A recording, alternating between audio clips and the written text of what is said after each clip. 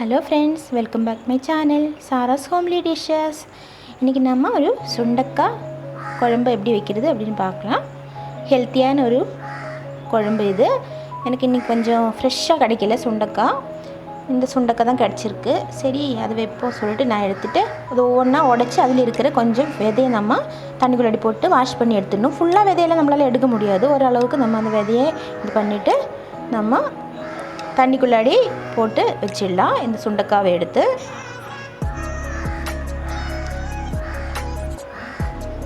இது ரொம்ப ஹெல்த்தியான ஈஸியாக செய்யக்கூடிய ஒரு குழம்பு தான். இதோடைய தேவையான பொருட்கள் தக்காளி, வெங்காயம், பச்சை மிளகாய், மிளகாய் பொடி, கருவேப்பிலை எல்லாத்தையும் நம்ம எடுத்து வச்சுருக்கேன். ஒரு கடாய் எடுத்துக்கோங்க, இல்லைன்னா குக்கர் கூட நம்ம எடுத்துக்கலாம். நல்லெண்ணெய் விட்டுடுங்க.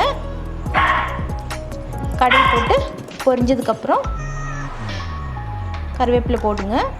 பச்சை மிளகா கொஞ்சம் தான் எனக்கு சுண்டக்காய் இருக்கிறதுனால கொஞ்சமாக தான் நான் எல்லாமே எடுத்திருக்கேன். கொஞ்சம் சின்ன வெங்காயம், அதோட ஒரு அரை பெரிய வெங்காயத்தையும் நான் கட் பண்ணி எடுத்திருக்கேன். அதையும் சேர்த்து வதக்கி விடுங்க.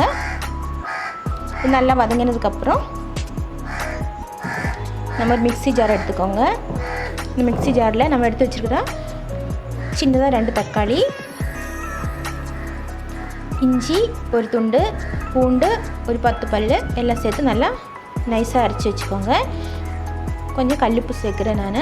மஞ்சள் பொடி,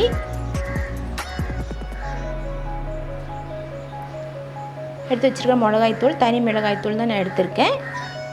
2 டேபிள் ஸ்பூன் எடுத்திருக்கேன். இது கொஞ்சம் காரமாக தான் இருக்கணும்.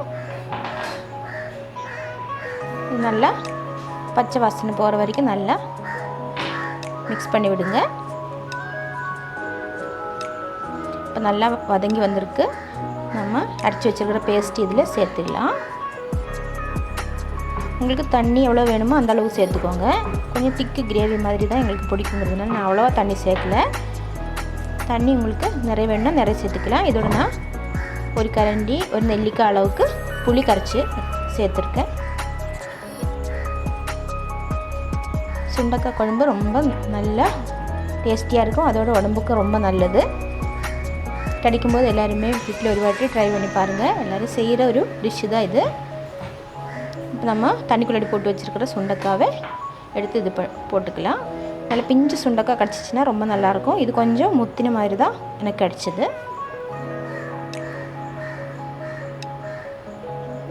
வில்லேஜ் சைட்லலாம் நம்மளுக்கு நிறைய கிடைக்கிற ஒரு பொருள் தான் சுண்டக்காய்.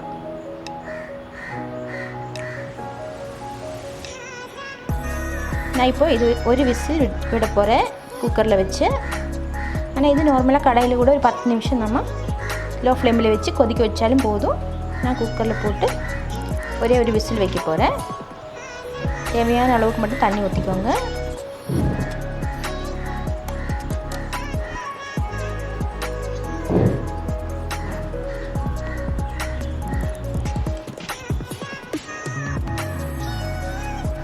அவ்வளோதான், ஒரு விசில் வந்துச்சு.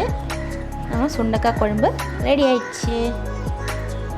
இந்த சாப்பாட்டோட நல்லா நெய் போட்டு பசஞ்சு சாப்பிட்றதுக்கு ரொம்ப டேஸ்ட்டான ஒரு கிரேவி இது. எல்லோரும் வீட்டில் ஒரு வாட்டி ட்ரை பண்ணி பாருங்கள். என் சேனல் இது வரைக்கும் நீங்கள் சப்ஸ்கிரைப் பண்ணலைன்னா சப்ஸ்கிரைப் பண்ணுங்கள். அப்படியே பக்கத்தில் இருக்க பெல் ஐக்கானையும் ப்ரெஸ் பண்ணுங்கள். See you next video. Thank you for watching.